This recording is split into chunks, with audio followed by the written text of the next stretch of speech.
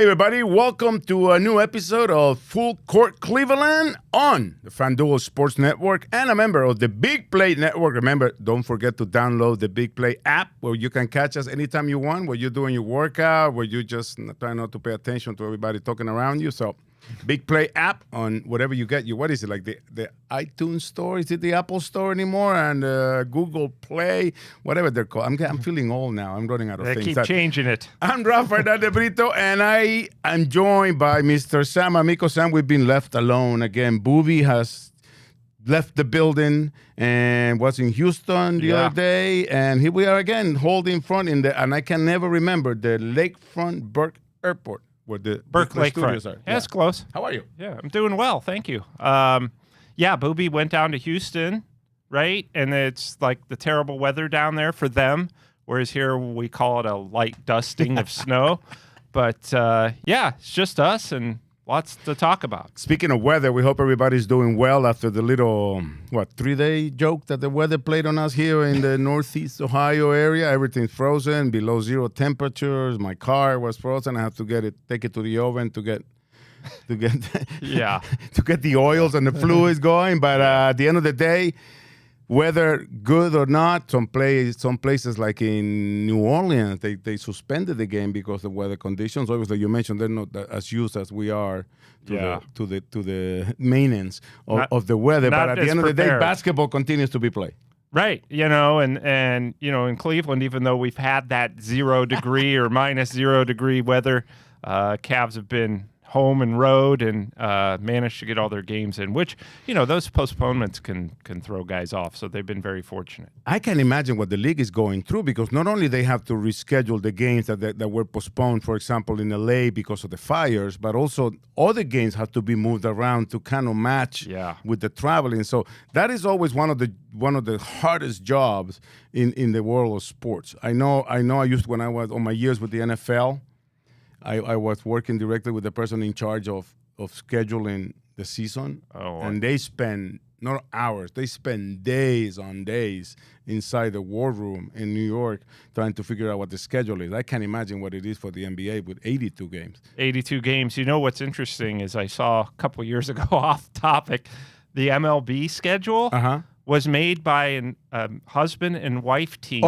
for years and years, and they just did it on a notepad. Like in somewhere like near Green Bay, or I forget where it was, but it's definitely not a baseball weather town where they were at. No, and it's just amazing when you think about how they're able to generate these schedules and then have to do it on the fly because of all these postponements. One of the hardest things to do when Sam and I are just along is that we really get off topic. So let's get back on topic for Full Court Cleveland. We're going to be talking about what's going on with the Cavs. The month of January has been a hard one. Oh, my God, the Cavs have lost 3 games this month. Break them up, Sam.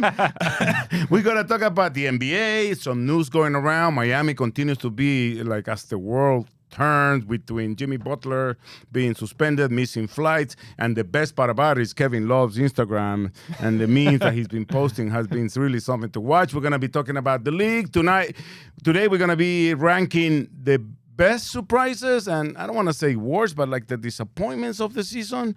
We're going to be going off topic with the championship. There's no place you'd rather not be at that is somewhere in Northeast Ohio when Ohio State wins the championship. Sign Ryan Day for life now. I keep waiting for that tweet. Ohio State has extended for life the contract of Ryan Day. You may have to wait a little bit until he beats Michigan for the lifetime contract, but a national championship counts for a lot, I would think. Well, we're going to talk about NBA stories, the Cavs, what's coming up for the Cavaliers this coming week. The All-Star game is in between us taping. The starters will be named. Kenny Atkinson still 1 win short of being named, at the moment that we speak, being named the head coach of the Eastern Conference. The Western Conference has already earned the right to coach the team. So we're going to be talking about basketball, Cleveland, and everything else off topic when we come back on Full Court Cleveland.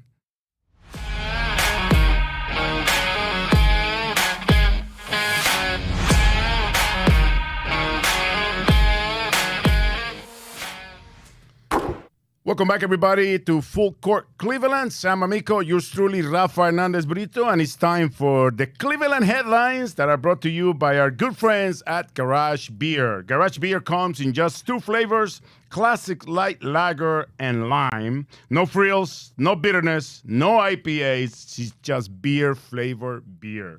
Find your local retailers who sell Garage Beer near you by visiting drinkgaragebeer.com. And if you cannot make it to any of those retailers, just visit Big Play Dave's Garage, and you're definitely going to get some Garage Beer served at that place. So let's talk about Cavs Rocket, the first of 2 games. The Cavs have had those things. They had it with Indiana. Yeah. And they have another. There was another team that we had the home and home kind of. Even though this time it'd be Philadelphia snuck in between. Houston get an advantage of getting us on the second night of a back-to-back. But the past, when was it? Wednesday? It was when the Cavs visited the Rockets. They went down a little bit. Yeah. You know, with the loss at the end, we can talk about it as well, Sam. But like 3-3 in the month of January, reason to worry, reason to just think of is just another long month in the NBA season, second half of the season now. What's your take on what happened that night, and also what's going on with the Cavs, with the injuries and everything else? Yeah, I think that, you look at the Cavs, let's start with the Rockets game where they went down 13 points with almost 11 minutes left in the game, came charging back, had one of those Cavalanches, went on a 19-0 run, put themselves back in position to win that game. We saw that the refs in that game were kind of renditioning for a role in 3 Blind Mice on a lot of those calls there at the end. But, the Cavs had a chance to win that game. They put themselves in position. I look at it, obviously Darius missed those free throws. I mean, moments before that, he hit a huge 3. He's carried them so often. Sometimes you just miss shots. Sometimes it's basketball. That's just basketball. That's just the NBA. That's the way it goes, And I mean, you're talking about a guy who has carried this team single-handedly on occasion. You go back to that Raptors game where he had 40 points.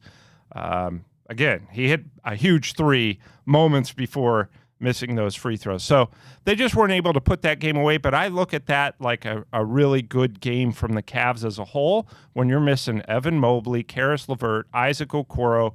To go on the road, the Rockets are no slouch. They're number 2 or 3 in the Western Conference all year, and go on the road.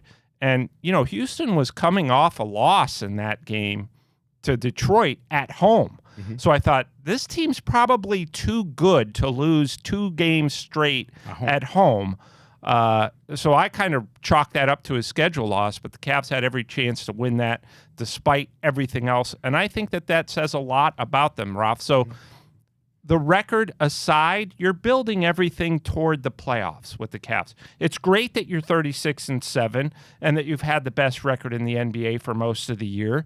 But the bottom line is, and Kenny Atkinson will be the first to tell you, everything we're doing is to be at our best when it means the most. It's nice right now going 36-7 in almost like a preseason type of thing, because everything is focused on being their best in April, May, and if you're fortunate enough to get there, June. So I think that they're playing great basketball.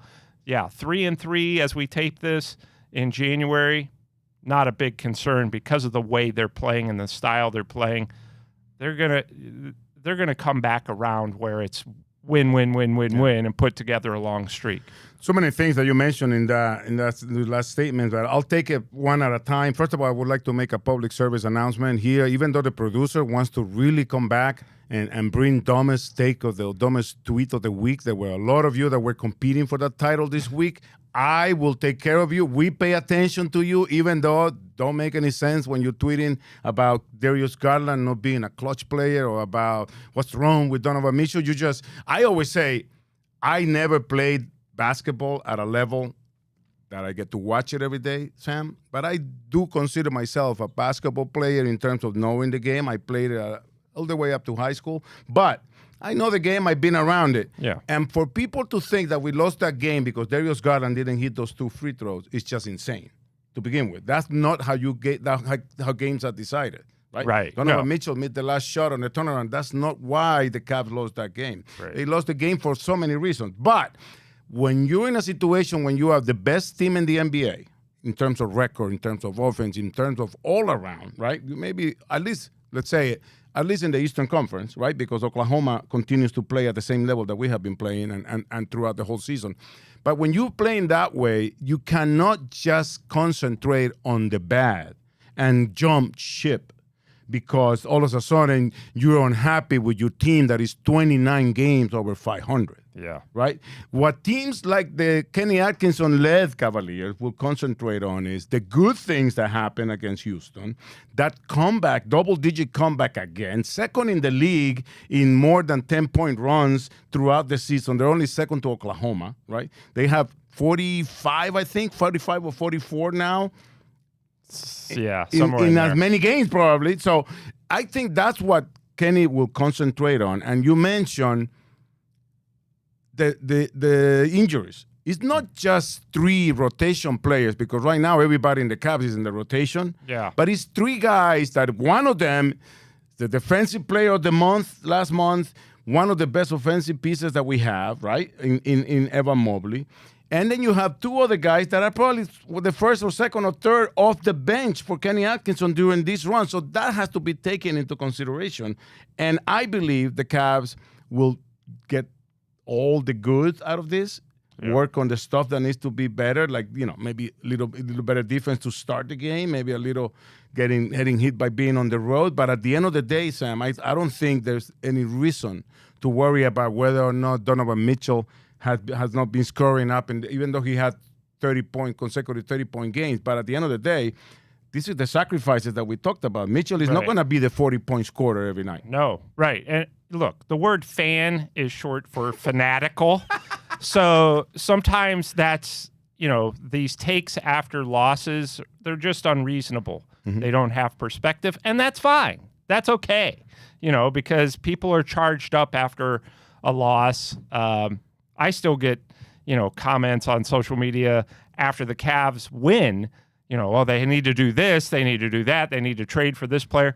And the bottom line is when you're a professional athlete or professional coach, you don't get caught up in any of that. You know that there's another game coming up 2 nights later, sometimes the next night, and you've got to put whatever happened, whether you win by 30 or lose by 1 and miss some free throws at the end, you've got something else to focus on the next day. You can't sit there and hammer each other and get upset. And this group, particularly, I've been covering this team for 17 years, this franchise. I've never seen a group this connected, whether it's in the locker room, on the floor, supportive of each other, great energy. And this is why you're 36-7. I think that they showed at this point, in the loss to the Rockets, that to me showed really how connected and how much belief this team has. And it was all good. They didn't win the game, but everything else aside from that was really good and really spoke to who this team is. Going down 13 on the road against a good team in the fourth quarter in their building, a lot of teams in the NBA would say, you know what, we're just going to fold up. We got another game in 2 nights. We'll get it right then. No big deal. Nobody's expecting us to win, but that's not who this group is. And I think that they really showed a lot in that loss to Houston. Obviously, the way they played against Phoenix a couple days earlier at home, how they just went on another Cavalanche and blew that game wide open. They're in better shape, I would say, through 43 games than I've ever seen a Cavs team. Yeah. Win, lose, Donovan Mitchell maybe, missing a shot at the end, Darius Garland missing free throws at the end. None of that stuff matters. It's big picture stuff, and this big picture looks as promising as I think we've seen it in Cleveland in a long, long time, maybe ever. Now, I've got to touch on one thing that you mentioned also, the refereeing. And I'm one to think that we're all entitled, even the NBA players now, I don't want to say hate because I don't really hate it, but I dislike the fact that nowadays in the NBA, not a single player commits a foul when the whistle is blown. Yeah. Even though it's like obvious fouls. The other day, I forget who got kicked out by one of the female referees. It was against us, I believe, in Indiana, Mathurin. Yeah. He could smack in the air. Mathurin played in the air, and it's like, okay, fine. But those last 2 minutes, those challenges, I believe the referees have to make so many decisions in such short amount of time. We're watching it at home, we're watching the replays, and we kind of clearly see. But I have a problem when they go to the replay, and that play between Sengun and Allen, when he clearly not just shoved Jared Allen, but he extended his arm as he pushed him away and pushed him down. For them to come back and say that, they didn't say it was a minimal contact, but I forget the exact words They said used, it wasn't a foul. But it wasn't a foul. It wasn't anything extra to consider. First of all, they said there was no flagrant, and then there was no foul. So it's like, and then they go on the other end and call Allen for a foul that when they go to review it, is clearly he's putting his elbow on it. So those are the things that I get a problem with, because once you have the video evidence and you don't get it right, and not only that, the explanation is not something that makes sense, what do you do then? LeBron said this last season after a Lakers loss. Why do we even have the replay center? And I think he said that the guy in the replay center was sitting there eating an egg salad sandwich and not really paying attention. So that's my issue, is when you go to a replay center and you see a blatant shove that's not a basketball There's no play, way they can.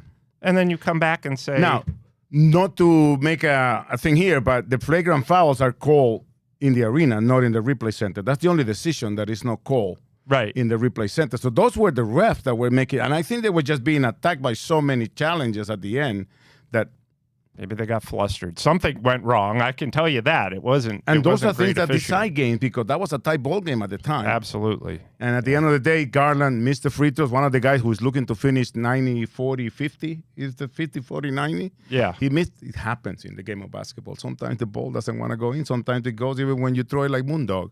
You know, back to the basket. We're going to take a break. Enough bickering about the loss. We're going to concentrate on what's coming up for the Cavs this coming week, including a couple of home games and Unidos for Cleveland night. We'll tell you more about that when we come back on Full Court Cleveland.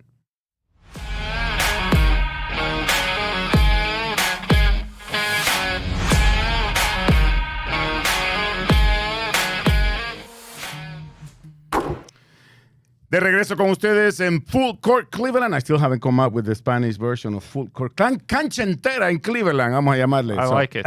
Just don't ask me to say it. Samuel Amico y Rafa Hernández Brito con ustedes.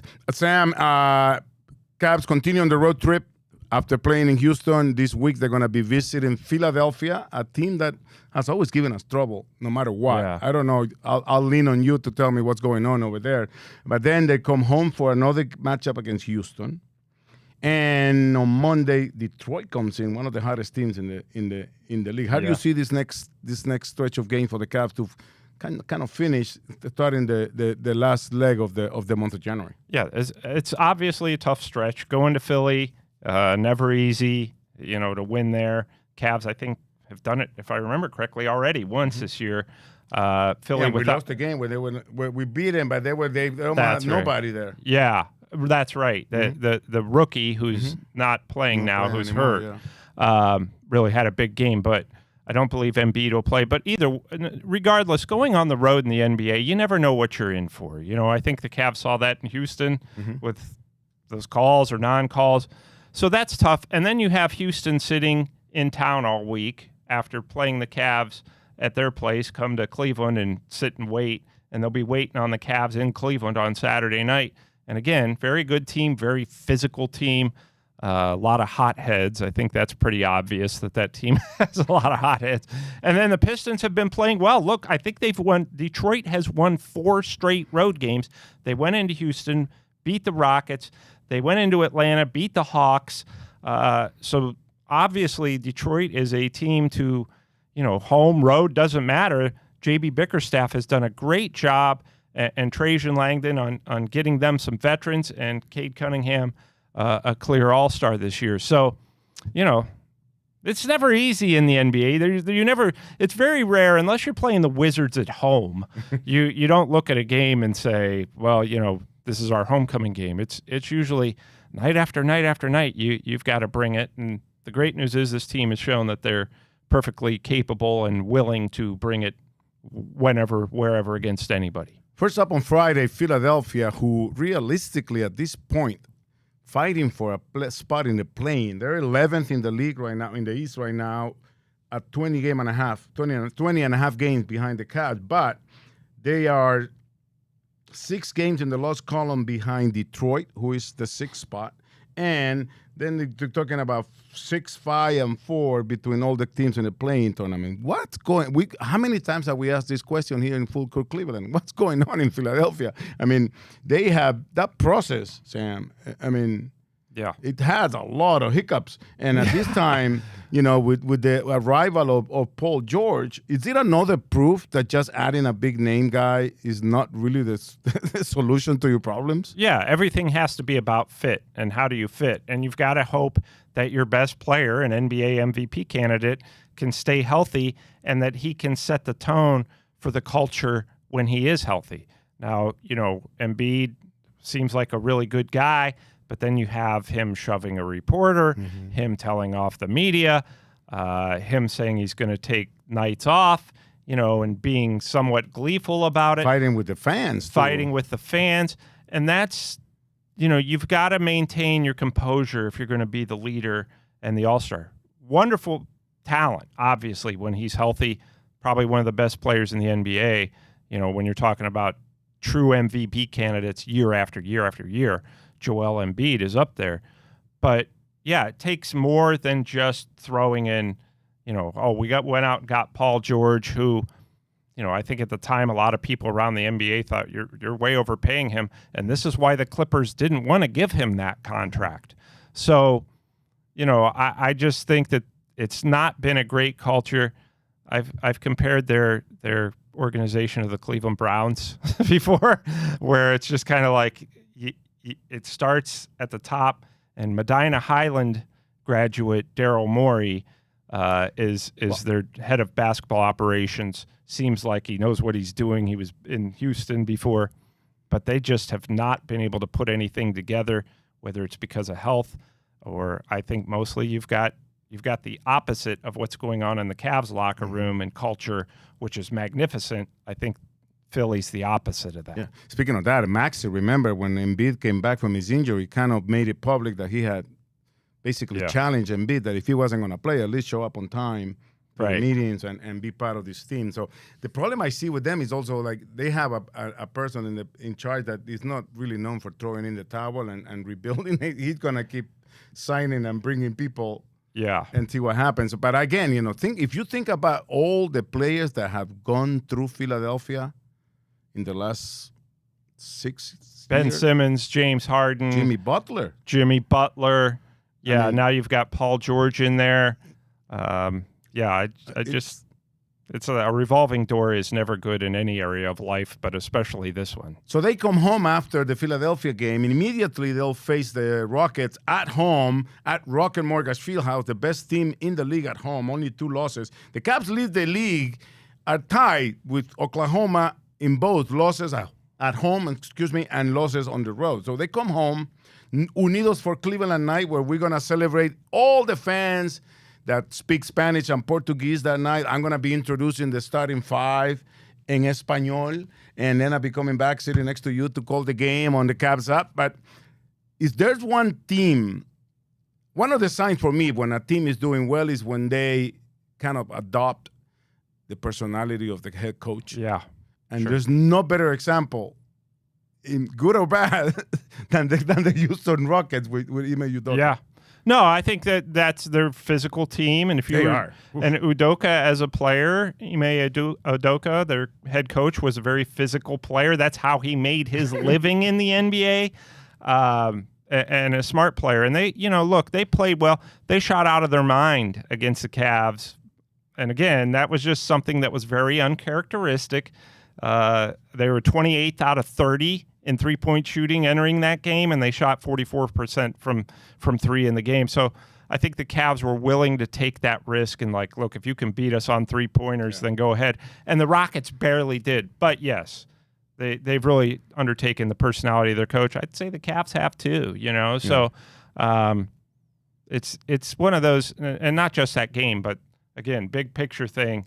That's a positive for Houston, taking on the personality of a coach who was scrapping his way to make a living in basketball. Well, two things. The Cavs will face the Rockets again, and it's guaranteed, like any other night from now on, we're going to get the best out of our rival every night. And another thing is, when you leave us alone, we cannot take it too long. We'll come back and finish out the week coming up for the Cavs and talk a little bit more on Full Court Cleveland.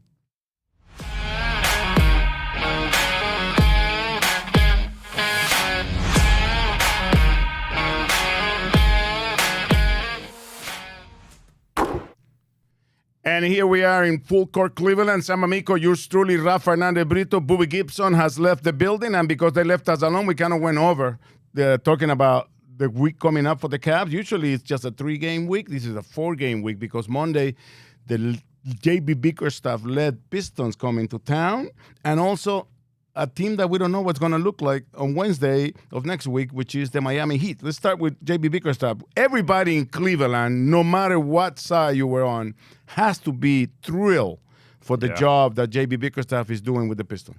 Yeah, and it's not a huge surprise. You know, I mean, he did the same thing in Cleveland where the team took the next natural progressive steps. I think Detroit is a lot even better than people thought they were going to be entering the season. You know, they won 14 games last season. I think a lot of people thought, maybe they'll hit 25 this year. They're going to surpass that. And, you know, they're probably, at the very worst, even with a meltdown of some sort, are going to be in the play-in tournament, which is a huge step for a team that set the NBA record for consecutive losses last year. JB's been, look, he did the same thing. It seems like JB always replaces the guy who was supposed to save the franchise and a big name. And he's been fantastic in that role.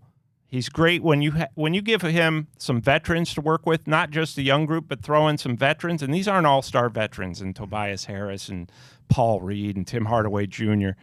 These are good veterans, but he leans on them. J.B. Bickerstaff leans on them to help the younger players and to win games. And I just think, it's not a surprise because he's a very good coach, and I think he showed that in Cleveland. And, you know, he was in Houston before they kind of blew up, then in Memphis, and then us, and now with the Pistons. And then on Wednesday, you know, Jimmy Butler and the Heat. We don't know if he's going to be playing. We don't know what's going on there, but being suspended and then missing a team flight doesn't add too much to his side, I think, when it comes to like taking sides on this thing, which I'm not. But I'm saying missing a team flight in my 11 years with the Cavs, I haven't had one single player, even be late for a team plane for a team flight. So when your leader does that, it seems deliberate on his part.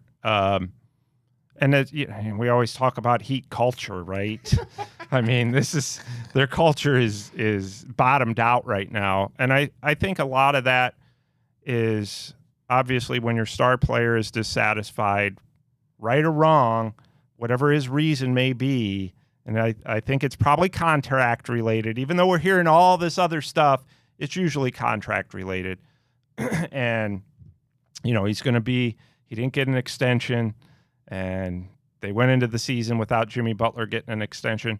So I think that a big part of what's going on is contract related.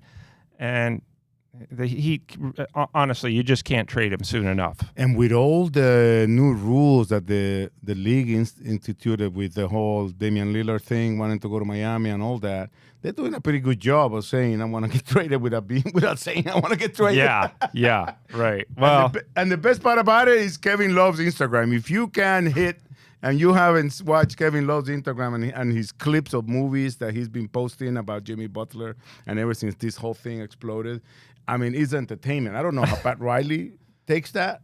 Yeah. Because it's like the other night he put like Jimmy Butler and it was like a picture of Tony Montana going, you need people like me. Yeah. You can point your effing finger. And well, I'll tell you this, it's great for my website. Yeah. I mean, it's like I looked at our website yesterday and we had like 12 stories on Jimmy Butler and people were like, well, why do you keep posting about him? I'm like, why do you think? Yeah. You got to play the hits, right? In radio, you learn that. You got to play the hits to stay relevant. But I will tell you this.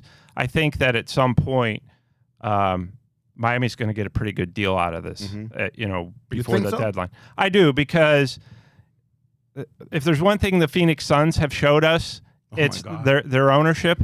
It's that we're going to burn down the future to try to win right now. So they're trading all You these mean by picks. trading the 2031? Yeah, by first-round trading. pick? Yeah, and going all in. Unprotected? And they're going to use these picks they got from the Jazz to try to get Butler, get somebody else. They're not going to save those picks and try to build. So I think that's going to benefit the Miami Heat, sadly, in that the Phoenix Suns, quite frankly, are so poorly run. I have to give it to you. I haven't thought about it that way, but you heard it hit it first from Mr. Sam Amico. That might be a preempted move for what the Suns are trying to do in the trading deadline, which is coming up on February 6th. Yeah. So it's going to be interesting. Those trips are always interesting to see who gets on the plane and who doesn't, or, the night before, who plays or who is just, all of a sudden, like off the roster or not playing but active, just to see what's coming up. February 6th is the trade deadline, and it's going to be interesting. But I'd like your take about Phoenix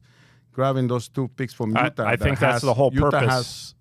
Are any of those our picks that we gave for Mitchell, or they're from Minnesota? Yes. No, one of them is ours, and I think that says a lot about the Cavs, in that Utah is like, well, this team's going to be so good for till 2031 or whenever, or the next few years, that we're just going to get rid of this pick because it'll be late 20s, early, or 30 or something like that. So, I think getting rid of that pick, and Phoenix compiled those picks to help them facilitate a Butler trade. Hey, listen, we're running a little bit late here on Full Court Cleveland, but we're going to be with you the full hour. We're going to talk about our rankings coming up, I promise you, on Full Court Cleveland.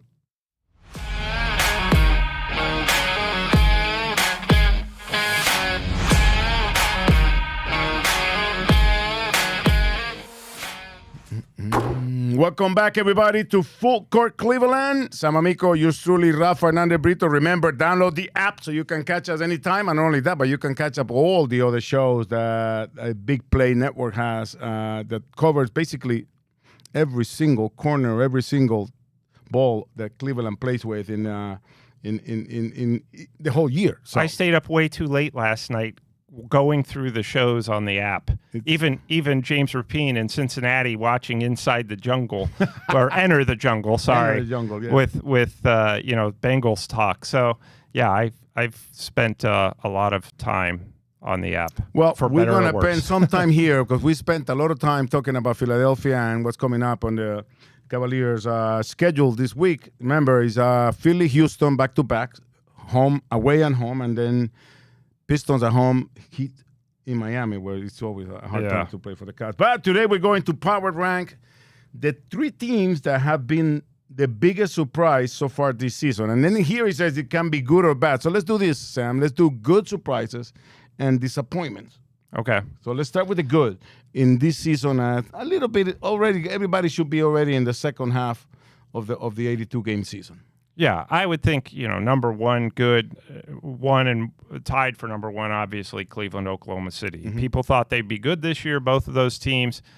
They've been through the roof, So we know all about that. We talk about that at great length. I would say the Memphis Grizzlies, they're really flying under the radar after a couple years of rockiness with Ja Morant and some injuries. Really, they're right in the mix for that number 2 spot again in the Western Conference. So obviously that's good. And when you come up with a third team, I really think that in the Western Conference that eventually the Minnesota Timberwolves will pull it together. But they're really a team that could go either way. But I think in the end of the year, Anthony Edwards has been fantastic, and that team will be especially even better after what they learned last season, making it all the way to the conference finals. I have the Cavs at the number 1 spot because I think it whether you like it or not, it's a really good surprise. We weren't expecting to start with the second best start, tie for the second best start in the history of the NBA. It just so happened that this year 2 teams had a historic start, and 2 teams are having a historic season. Yeah, right? With the Cavs and Philadelphia and Oklahoma. But I have the Pistons because I really like the turnaround that they have taken there, but they're being really like, I don't want to say the laughing stock, but they have been taking care of the wine in the cellar for so long, in the Eastern Conference, and the arrival of J.B. Bickerstaff and his staff, and like you said, some veterans that probably nobody thought much of, and some guys that were just really chipped out of wherever they came from, and JB has able to do something. And I realized the other day that he has Lamar Stevens in the G League squad when they came to play the Charge in Public Hall, which I highly recommend to go catch a game. For sure. I gotta start giving Rafa seats for the Charge game because that Public Hall, I mean, the setting is just amazing. Yeah. So and then I have Houston. Because you mentioned the Grizzlies, but I think the Rockets have done a really good job of staying up there fighting with the Grizzlies and trying to see. Because that's going to be a battle right there. If Oklahoma doesn't slide off, that second spot is going to be. Sure. Which is very important because it avoids Oklahoma. Right. Until the final. Until the final. Right. So let's go to the bad. Let's talk bad here. Well, number one would be the Philadelphia 76ers. Okay. They were supposed to be first or second in the Eastern Conference this year, give Boston a run for their money. There are multiple reasons that it's not worked out, but it's been bad. Golden State Warriors, I think they thought, after that breakneck start where they were fantastic when they came into Cleveland, then got drubbed by the Cavs, and it's kind of been all downhill since. They've just not been able to put anything together. They traded for Dennis Schrader, who was having a great year with Brooklyn, and he's not assisted them. Really been Buddy Hield had a good first week of the season. Like, wow, this guy's going to replace the young Klay Thompson, and he's fallen off. And Draymond Green started yelling at him. And Draymond Green has been up and down. So there's two. Number three, I said Minnesota could be a team that would rise. I kind of brought them up for a reason because they are a team that can fit either way. And how's it going to end after trading Karl Anthony Towns and getting Julius Randle, and DiVincenzo seems like he's miserable there. So really, Minnesota could go either way, good or bad, but they're certainly in that mix. And Sacramento, after firing Mike Brown, they've been okay, but I would have put them in there a little bit earlier this season. I have a couple of different teams. I have the Bucks in the disappointments of the season, mostly because how long has Damian Lillard been there already, and they still don't seem to either didn't move the needle together. Obviously, the injury for what's his name, Middleton, has really hurt him. But for sure, getting rid of Drew Holiday totally changed that team completely inside and out. Without question. So that, to me, even though they won the Emirates Cup and they beat Oklahoma City and all you want to say, I think it's surprising to have the Milwaukee Bucks that low, and they kind of try to get going, and then it's kind of like a roller coaster for them, this whole thing. So the Suns, to me, also, to have Bradley Beal, they just came to Rocket Mortgage Fieldhouse, and when Bradley Beal came to Phoenix, it was supposed to be like the new big three, and now all of a sudden the third guy is coming off the bench for Budenholzer. So to me, that's something that you mentioned something very interesting earlier. I don't know how Jimmy Butler is going to add to that other than just more ways to give them time to get together. Yeah. I think Devin Booker's game has been affected by this whole thing. Durant's being Durant, but in a quiet way. Yeah. So to me, it's a disappointment because of all the expectation. And then Philadelphia. I mean, Philadelphia, I don't think it can be it can be off of anybody's list when it comes to like. I think they take the cake for the most part when it comes to most disappointing. You're right. Phoenix, I was thinking about Phoenix too.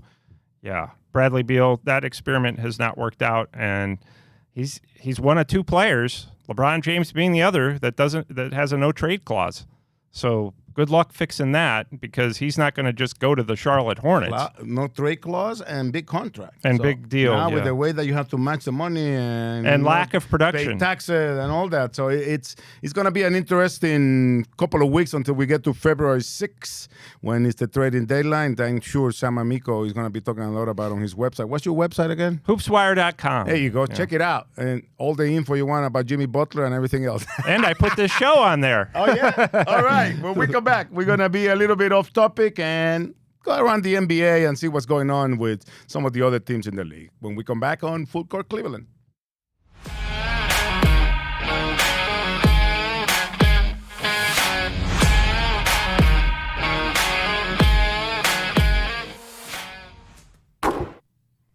Rapid fire here for the home stretch. Sam Amico and Rafa Fernandez Brito with you, Full Court Cleveland on the Big Play Network and FanDuel Sports Network. And let's start with the East. rapid fire. The Celtics, the 2 seed. The Knicks, the 3 seed. And they have looked kind of like normal and human lately. Yeah. The Celtics 10-8 with the win. They have 2 wins on the road, even though they have a back-to-back coming up with the Lakers.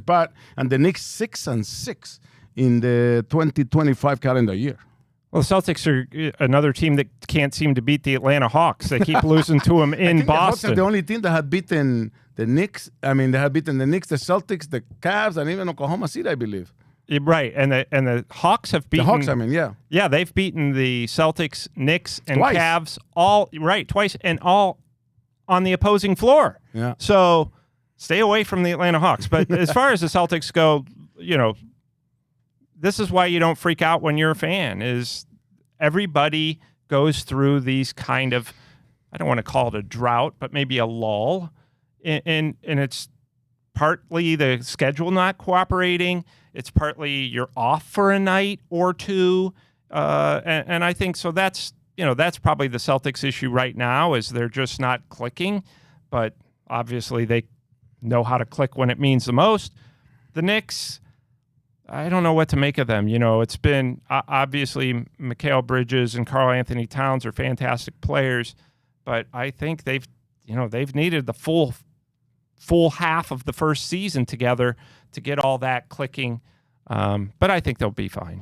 Milwaukee has won 8 of 9. I think the Pacers have won 8 of 9. The only game they lost was the one they lost at home against us. And Milwaukee is also, again, it's up and then down and up and then down. But let's jump into the West, because everybody talks about the dominance of the Western Conference and how big they are. But once you get past Oklahoma, Houston, Memphis, I don't know if it's mediocrity or just competition, because injuries between Minnesota, the Kings, the Mavericks, the Suns, the Nuggets, the Lakers, and the Clippers. That me reading you from 10 to 4, and it's like not anybody's game there. Yeah, it's it is tough out there, but I don't know that it's any tougher than the Eastern Conference. That's what I mean. It's like everybody thinks of the West of like, oh my God, all these teams, but it really seems like you're dealing with a lot of mediocrity, or maybe even polished mediocrity for some of them, like the Nuggets, after those first 3. And that's what's so bizarre, is we're seeing a changing of the guard there now. I mean, with the Thunder dominating the way they've been out there, and then Houston and Memphis, those are teams that aren't often on the NBA radar. Instead, you have the teams like the Warriors, the Lakers. These teams are starting to slide. The Clippers. A lot of people I've talked to lately think if it's not Oklahoma City, Clippers will be the team that comes out of the Western Conference if they can get Kawhi Leonard and keep him healthy. So it's a tight race there. It hasn't been super impressive in terms of, other than the Thunder, these other teams are so dominant. But I think that it makes it interesting, all this parity in the Western Conference, and even in the East, underneath the Cavs. It makes for a better league, I think. And mention the Cavs. The 4 games they have coming up this week. What's your feeling? Where are we next Thursday when we're here talking about the Cavs? No, I think it's as long as you keep sticking to your principles and keep building for that big picture and keep looking at all of this is for the playoffs and how we are developing this team for the playoffs. Right now, they've done a bang-up job, obviously, right? So. I think it's only going to be positives as long as they stay healthy and their key guys stay healthy. You get Evan Mobley back, you get LeVert and Okoro back slowly but surely. But while those guys are out, Ralph, you know what the great thing is? Guys like Sam Merrill and Ty Jerome, who had a massive game in Houston. Yeah, we saw Sam Merrill. Tristan Thompson with 10 rebounds. Tristan Thompson. I mean, that's just developing these guys. And not developing. Tristan Thompson doesn't need develop, but getting them prepared get the rust off in moments that they're needed in the playoffs. Maybe there's a situation that calls for Tristan when everybody's healthy and he's going to be ready, so I think, and we saw Sam Merrill follow in a shot. I think that was the first time in Sam Merrill's NBA career where he followed in a miss and that was fantastic. So if you ask me where they'll be next Thursday, I would say in a very good spot. I think they're going to win more often than not. But that aside, the way this team is playing and the way that they're going toward their ultimate goal, has been spot on. And we'll be in a good spot next week when you join us on Full Court Cleveland. Remember to follow us on Twitter at Full Court Cleveland. We have some Rafa seats to give away. We have more stuff at Big Play Network. Download the app and tune in to the FanDuel Sports Network for more of Full Court Cleveland.